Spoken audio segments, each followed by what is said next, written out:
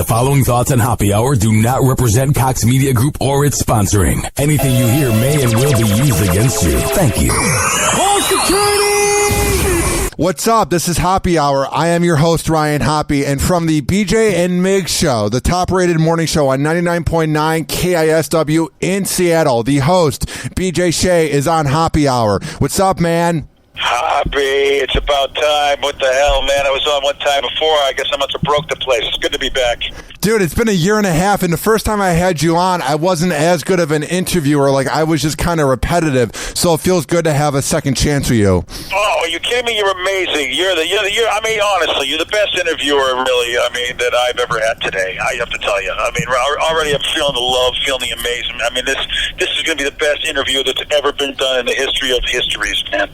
What is your key whenever you have wrestlers in or comedians into The Rock? What do you guys do to make sure that your interviews are good, you and Migs? Well, man, I think the key for me is knowing what I don't know. When it comes to wrestling, like Steve's the king. He knows what's up. And so I really let him carry a lot of those interviews. I mean, I have questions and stuff, and I'll watch videos to make sure I know at least a little bit about what's happening. But, for me, he's the king of that. And if there's something sci-fi or geeky happening, then Steve usually, he does his prep work too, but he usually lets me carry most of the interview. But he always has a good question. I always have a good question. It helps when you have multiple people. But either way, man, preparation is key. Just making sure you know about what's up. And for me, if I don't know enough and I don't feel comfortable, I just go, you know what? I decline. I pass on the interview because I don't want them to feel bad. I don't want to look like an idiot. So that's pretty much how I do it. What are some of the weirdest interviews you've had in your long time in the radio business? Well, I'll tell you, I've interviewed rock and roll guys. There was one rock and roll dude that Steve loved and couldn't wait to have on the show, and I basically got the guy to hang up in a minute because I was such a douche. But he was late. I was pissed. I wasn't exactly as kind and gentle as I am right now. He was a mega rock star. Steve was just mortified. He's like, dude, I've been waiting to talk to this guy since I was like 10, and he's gone. I didn't even get to say hi. And I was like, yeah, but I hated the guy. Certain comedians who, there's this one particular comedian who hated radio. He even wrote on his website how much he hated radio, and here he is doing an interview on a radio station, and he was just not into it. He just sucked, and I was just angry, but I'm like, all right, well, I'm just going to get this over with and hang up the phone. But we have a phone system that's a little wanky and wonky, so it didn't hang up on him. So I thought I hung up on him, and I turned to Steve, and I said, that guy was the worst. I don't understand why he does these interviews. He hates us. He hates the business. And then he does a horrible interview. I don't know why he thinks that actually is good for anybody. Well, since I hadn't hung up on the phone, he heard it all, and he chimed in and said, yeah, you're right, dude. That was bad, and you're right. I don't know why I do these. And then I'm like, okay. We ended up having a really cool interview after that about why he has to do all this crap, and it was really very behind the scenes, and it was cool. And he's a really good comedian, so I was like, man, I'm glad we were able to sort of have this mess up bring us closer together. But those are the two weirdest interviews I could think of as far as just going south, man. But they're fun, I got to interview Maynard, and Maynard is just not a very talkative guy. And when we interviewed Maynard from Tool, I thought it went horribly. I just thought, my God, he hates me. He hates everything about me. And it's not like he said anything on air to make me feel that way. It's just because of his pacing. I thought, wow, he thinks this is horrible. I just had it all in my head. And then once we get done with the interview, his publicist said, dude, that was the best interview he's ever done. He loves it. And I thought, oh, they're blowing smoke. But turns out next time, Tool had something to do and they were doing a radio tour, like we got requested again to do an interview with him. And then I did the interview with him, and it went the same exact way, and he had a really good time. And so, sometimes you think an interview is going badly, but on the other end, the person being interviewed thinks it's awesome. So those three things stand out of my mind is just like, man, I don't know what the hell I'm doing, but hopefully it's working. A lot of times these famous people or these comics in town don't want to get up and don't want to have to call in because it's so soon in the morning. So what do you guys do to make them feel comfortable, since a lot of times they don't want to get up to call a show or come to The Rock? Well, when we're at morning show boot camp, Steve and I sometimes look at each other because this comes up a lot about guests and what to do with bad guests. And, Steve is Steve is really good at saying, this person I know will be good for our show, and this person won't. And if I have a suggestion and say, hey, I want to put this person on, Steve will go, I just don't think that'll be the right fit. And I have to tell you, man, I can't remember the last time we had a bad guest. And we've been doing this for 10 years because we just know the right people to bring in. So we don't bring somebody in that doesn't want to be here. You know, I mean, sometimes we make a mistake or something happens, but I mean, I can't remember the last time. Usually the comics that want to come in, they're just, their names, they're performers, they get it, they want to have a good time. We're starting to get a reputation in the business that we're actually a decent show to be on because we share the mic time, we do our homework, it's a friendly place to be. So more and more people are happy to be on the show with us because our reputation sort of precedes us, especially in comedy, because comics tell each other about the different cities they're in and the different way the interviews go. But we know what we're getting into. We know if we have like a guest that's really going to be a slow type of guest. Like, in other words, their pacing is slow, their energy is a little low, but we know that they're like what they have to say is going to be fascinating to our audience because we just know our audience. So we match it. We don't try to make them feel bad. We don't try to make them be anybody who they're not. It's our job just to match the level of conversation. And if they're not if they're not being what we expect them to be, then we've done a bad job, because with all the YouTube videos out there and, all the interviews you can watch of people, you kind of know what you're going to get. You just know the kind of person that's coming in. And so if they're not behaving the way you want them to be, and then you look at their videos and go, well, that's how they are in the video, then that's really my fault for not knowing that that's just who they're going to be. And so we know that. We just make sure we know the kind of person that's coming in, and then we just know what to expect of them because of all the homework we've done. And if they don't fit us or we don't think they're going to be good enough, we just don't have them on. We just say no, politely, and just move on, man. Here's what I want to ask you. I do a show and I rant about the news, and often when there's nothing to rant about, I feel like I have nothing to talk about. And for you guys do 20 hours of radio each week. So how do you guys find content to talk about on a slow news day? Well, man, it comes, the older you get, the more you complain about everything. See, you're a young Hoppe. You got nothing to complain about. You got nothing to rant about because you're enjoying life. You're having a good time. When you get to be my age, everything's a complaint. There's not a shortage of being miserable. It's the old person's disease. But, really, seriously, when you find out, like, I guess I just, for me, is I just kept being this BJ Shea character on the show and just knowing that I'm just this curmudgeon. And, I just have that in me. I'm just, I've always been like this miserable guy that complains about everything. So ranting and raving has been my life. But now I just, I look at things in the news, and as soon as you look at anything, like if you read a news story any day of the week, or if you're in the supermarket or anything, if you notice that something bothers you, I make a note of it. I put it down and go, okay, this person pissed me off, or this did this, or this did that. And it could be a conversation with friends. It could be parents. It could be anything at all that, then you get to go to this deep philosophical argument about whatever. And, like what you think is right, how the world should run. This is how everything should be. And then every time I read a story, I put it through that filter. It's like, the United Airlines situation. I immediately know how I think life should be based on my own filter. I'm a big customer service guy. I used to work in retail. So, that's how I'm always going to approach it. Like, you just don't treat people that way. I don't care how much of a drug dealer, person, whatever, you still don't.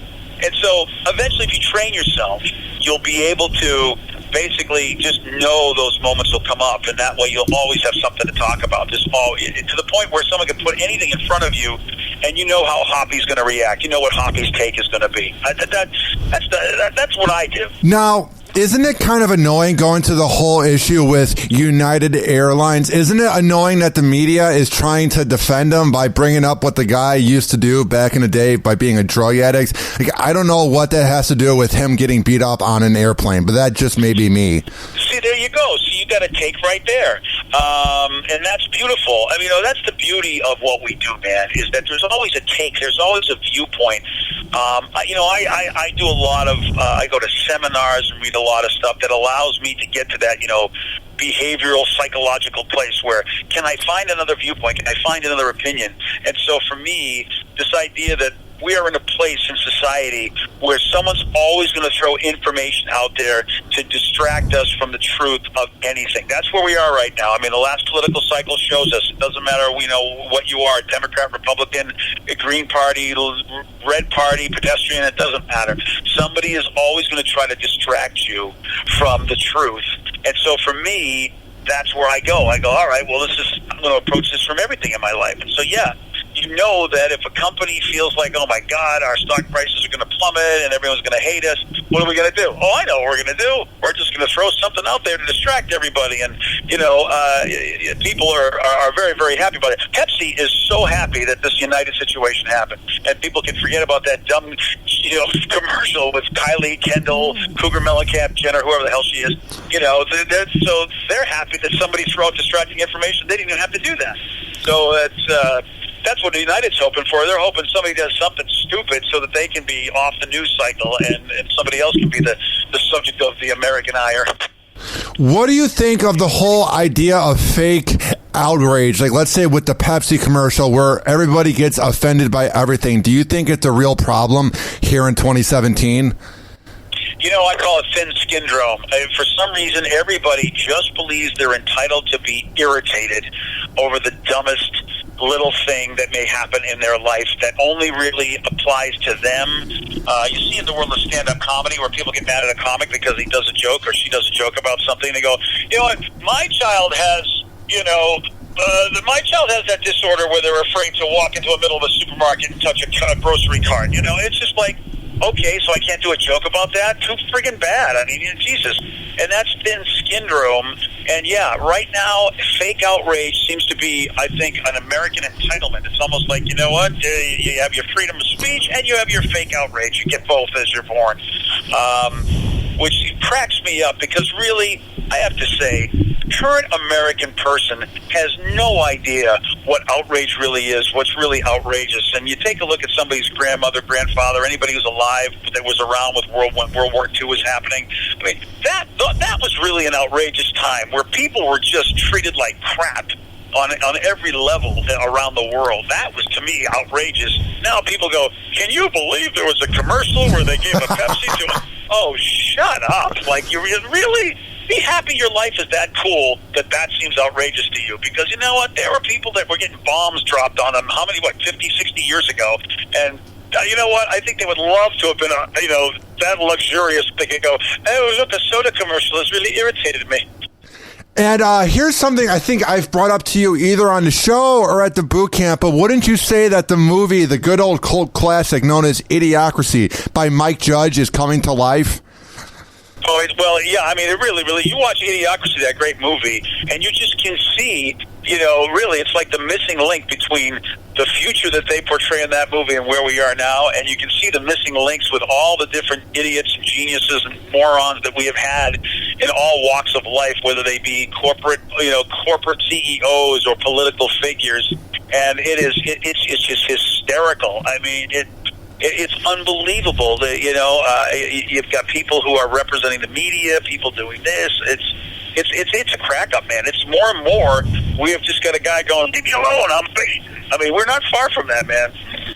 So now, what I want to ask you too is, it seems like you guys have the most loyal fan base in all of rock radio. I mean, that whole town loves 99.9 KISW. What do you think you guys have done over the years to keep them tuned in? Well, Seattle's a cool place. People are really, really very cool, friendly. There's a culture of collaboration.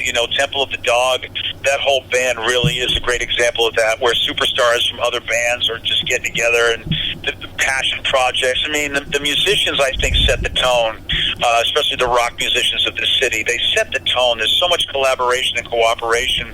And so for us, being in a rock format, I feel like it's just through osmosis we get to be that way because the fans get it.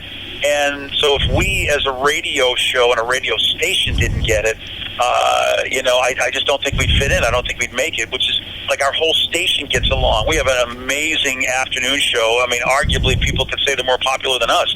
And we get along great with them. We get along great with our midday guy, Ryan Castle, and like I said, the men's room in the afternoon. And, Taryn at night. We are really like a big family. There's no fighting. There are no egos that get in the way. and that you see in the music community, and so we reflect it. And I just feel like because of that, we're just in tune with the culture of this city, which is different, definitely, than the culture of other cities. I mean, the rock listener in Seattle is different than the rock listener in Cleveland, and different than the rock listener in Boston, and different than the rock listener in Miami. They're all very different, and for us, we just know the culture of our area, and I think that's the key to our success. Plus, our program director and assistant program director, they're just amazing. Those guys, they just know their stuff. Yeah, they really do. So what was the ultimate choice to change the name to BJ and Migs? What was the thought process for doing that? Well, I know you're going to talk to Steve later this week, and yes. So I think it's really. So I'm going to tell you the real story. Steve paid me. He just came and basically said, "Look, my wife, it's either A, she goes to college, or B, I get the name changed. So my wife's just going to have to, she's just going to have to be a dishwasher her entire life. And by the way, not even a dishwasher at a good restaurant. She's just going to be out in an alley washing dishes for nobody in particular." And that. So I said, "All right, well, fine. That, you know what? I'll take the money and that's how we changed his name." I just think it's, to me, I remember years ago, I remember that Scott Shannon, huge in our industry, all of a sudden started calling his show the Scott and Todd Show. And I had never heard from Todd. And of course, now Todd is doing a great show in New York on his own with Jade, as a matter of fact. And I never heard of Todd. I was like, I don't know who this guy is. How is he all of a sudden the Scott and Todd Show? It really just struck me as like, wow, that's very, very interesting. And I just put it on file in my brain. I never thought of it, really much. And then Steve comes up to me and he says, "Look, man, I'm tired of being Steve the producer. I never liked the name. He just felt like it wasn't a respectful name and wanted to change it." And I call him Steve on the show. We never called him the producer except in like the bumpers or whatever that we did, and liners and stuff. But I just always called him Steve. So I said, "I don't care. Sure, let's change your name." And as I talked to him more about it, he was like, "Yeah, it's good. I'll get some respect in the building, respect in the business." And I thought, "Oh, you want respect in the business?" I go, "Well, sometimes people in our industry, they just don't understand that, who does the work and who's really valuable, because they just look at a name and go, 'You're the producer. What do you do?' Which, I don't know how many times you got to go to boot camp and teach and see Tommy Sablon and realize that the producer's job is ridiculously amazing, and Tommy is one of the best in the business, and one of the reasons why Jeff and the Showgram and Jeff and Jer before that have had the success they've had. Yet there are people in our business that still disrespect producers, though Tommy has been a shining example, like many others, of how a producer is amazing. You should give them a lot of love, and they probably have more on the ball than the average host." But I knew that was the case. So I said to Steve, "Well, if you really want respect and you want people to see just how much of a contribution you're making, I said, then we just got to put you on the show. You've got to be an equal show member. Then at that point, that's the only way you're going to get that." And Steve said, "Oh," and I go, "You know what? Why don't we do that?" I go, "We've been doing this for how long?" I go, "What the heck? Let's call let's get you on the show." And so then he got together with the PD and decided what name they wanted to call Steve, and it became BJ and Migs, and that's how it happened. And part of it was because I remembered Scott and Todd, and I thought, it sort of clicked with me. It's like, I bet Scott just felt like this is the way it should be. This is the natural progression of Scott's career at the time. Instead of the Scott Shannon Show, it was the Scott and Todd Show. And as it turned out, it worked out real well. And so I figured, all right, BJ and Migs, I feel like this is the way it should go. It just seems like it's the right thing to do. I think it's gone over really well for everybody. I just kind of like it. I've never been part of a BJ in anything show. It's either been I've been part of another show where I've been a side player and it was that main name show, or it's been my show. And I've never had a partnership show like the Mark and Brian's and all that. And I kind of think that that's cool. So I'm digging it. I like being part of that kind of a thing that I never was part of before. What are some of the best parts about working with Migs? I mean, you've known the guy more than a decade now. So what are some of the good parts about him? And what are some things he does that annoys you? Wow. One of the best parts of working with Steve. Crap. Damn, usually I'm not stumped on a question. Man, you should have said that ahead of time there, Hoppe, so I could come up with some lies. Damn.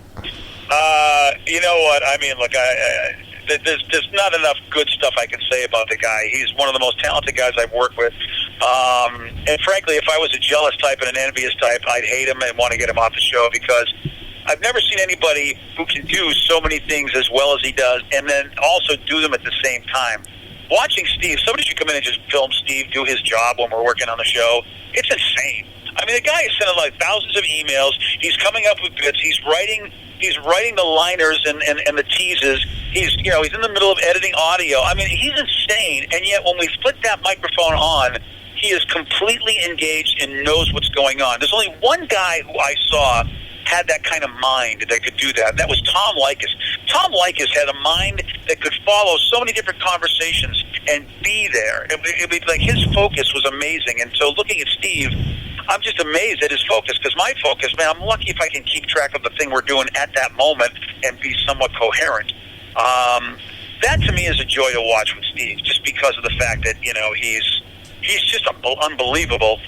I've enjoyed watching his growth over the years and seeing how he's really gone from being a side guy to a third guy to a second guy to a co-host to pretty much the executive director of the show. He and the PD are the ones that plan things, and Steve really has the vision for the show, and and the PD will offer advice, but it's Steve's show. I mean, I've really enjoyed watching that. I've watched and seen a guy who has the skill set to be able to do it. I mean, honestly, I shouldn't be running anything, and I tried to for so many years. And frankly, I'm just, just send the idiot on stage, let him perform, and then tell him to go home. That's really what I should be doing, and really having a guy like Steve on board has allowed that to happen. One of the best in the business. There's no doubt about it. No doubt about it. Now, you got to work with Brother Wease back in the day, and he taught you a lot, and he's one of your known mentors. So what are some of the best lessons you've ever learned from the legend known as Brother Wease? Boy, I will tell you, the best lessons that I've learned from Wease, man, is he just did not listen to anybody. He, what I mean by that is that he would take in information, but he wouldn't just all of a sudden go, oh, well, I better listen to this person because they're this or that. Wease had his own internal compass, his own guide. He knew what was good, and for the longest time, I just couldn't do that. I would listen to people, then it would be wrong, and then I'd be miserable, and I'd like, why are we not successful? And then I would get angry, and that was just the story of my life. And then getting to work with Wease and realizing this guy knows what's right for him, and he's just going to do what's right for him, and he did it in a non-combative way. I mean, Wease was definitely a feisty guy, but he knew when to just get along with people, and if you will, just, he would be like, hey, that's a good idea, I'll give it some consideration kind of attitude. And, whether he did it or not, he was always friendly about it. It seemed somehow a way to be able to manage management, where I was much more of a bull in the china shop, and I would just scream and yell and claw and fight, and so that was something that took me a long time to learn from Wease. He also has like the biggest heart. I learned why he was so likable, why his show was so successful, is because no matter what he was talking about, his heart was the filter. And I never knew that. I was so lost in my own misery and never realized what made him great. That's what makes all great performers successful, is their hearts shine through their performance. And it doesn't matter, if they're if like Don Rickles is the perfect example, who just passed away. You knew the man had a big heart, even though he was doing the kind of material he was doing. And everybody's tributes, as you saw on Twitter to him, where especially Jimmy Kimmel's emotional goodbye to him, was the fact that off the stage, Don Rickles was an amazing guy, and Wease the same way. I mean, the guy is probably one of the most lovable, biggest, hardest guys you'll ever meet. An amazing talent, to the point where he doesn't even have a clue how good he is. He just knows what he wants to do in the moment. Never really thinks he's good amongst his other peers, and I always tell him, I go, dude, you're one of those guys that you just have no idea how great you are. So I learned how to, really come from my heart. I learned how to do what I thought was right and not need other people's approval. That was probably the best thing I learned from him, as well as just listening to him how to tell stories. He's one of the greatest storytellers our business has ever seen. And if I picked up 25% of that, I'm a lucky man. Is it crazy to think that you and Opie worked together and now you guys are big names in radio? Is it crazy to think that you guys first were kind of like interns and co-hosts for the show, and now 20 years later you guys are doing your own thing separately? It's crazy for me to be saying I'm doing it.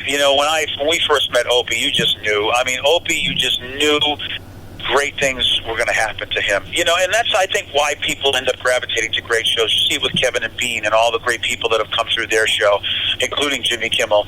And it's the same thing with Wease. You could just tell people who want to win, people who are really great talents and just have a passion for whatever it is they're doing, in our case, radio, they're attracted to other people like that. So, we met Opie. We hung with Opie.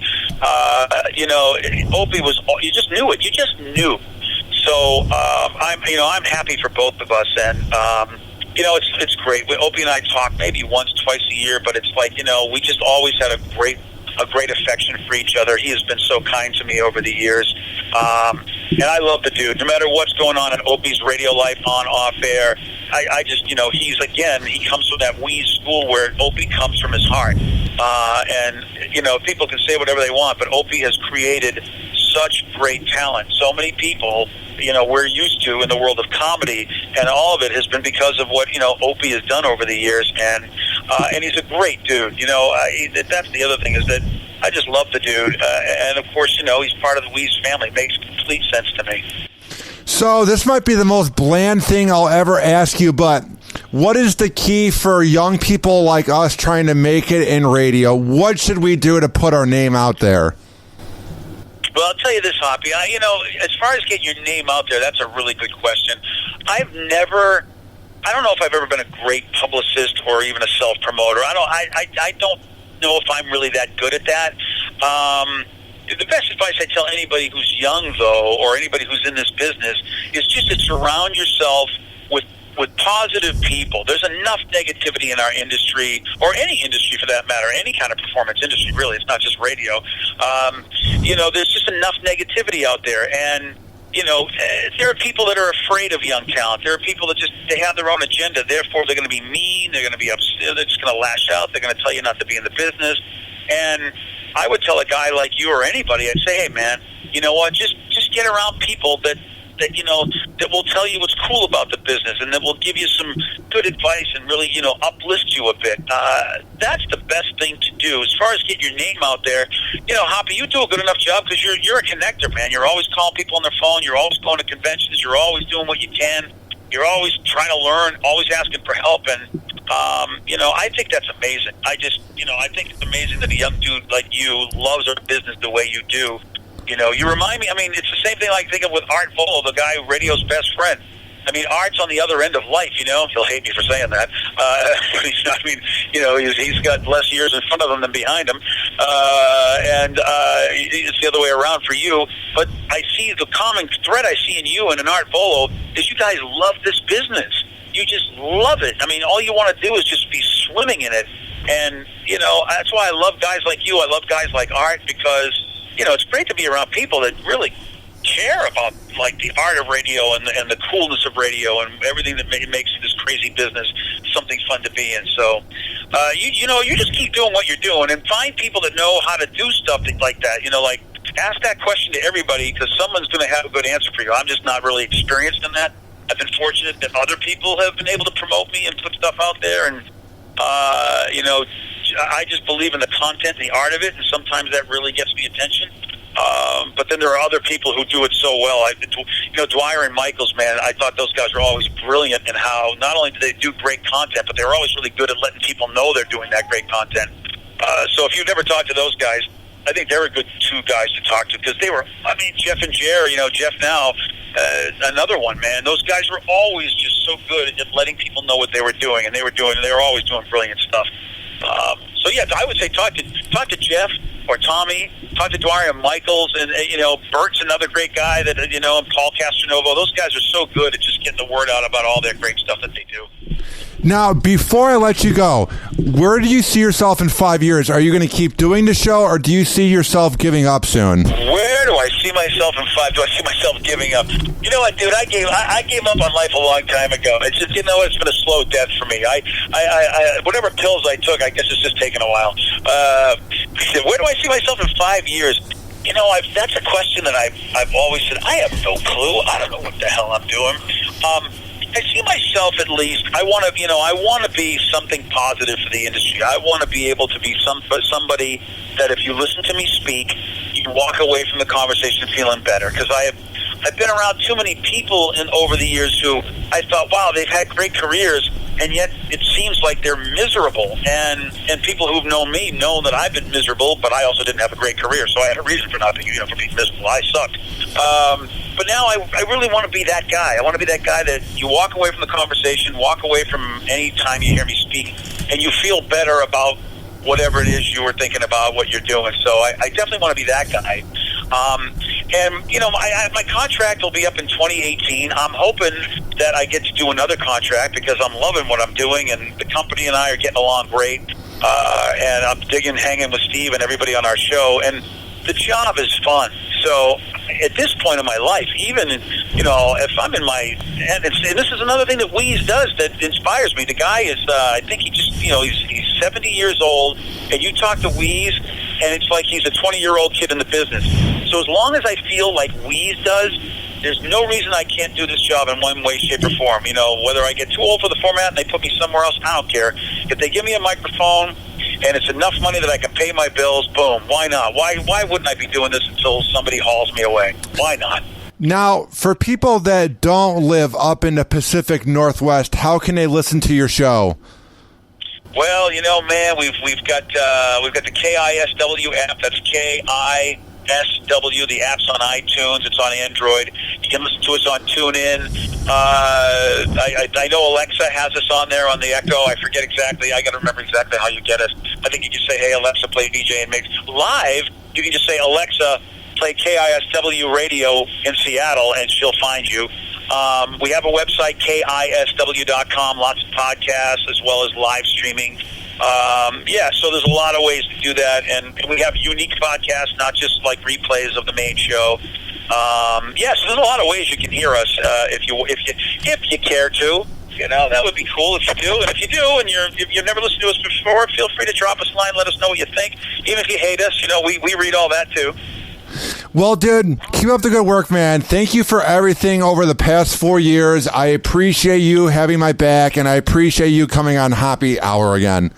Hoppe, dude, lots of love to you, brother. I mean, you know what? You've had quite a journey in your young life in this business, and, I'm always happy to have you back, brother. Good to talk to you. Sounds good. I will see you in a few months at the boot camp. Yeah, buddy, that'll be fun. First drink's going to be on Steve. All right. And listen, make him pay for once in this goddamn life. Sounds good. Thank you, BJ. All right, take care, buddy. All right, bye. Hoppe Hour. Hoppe Hour.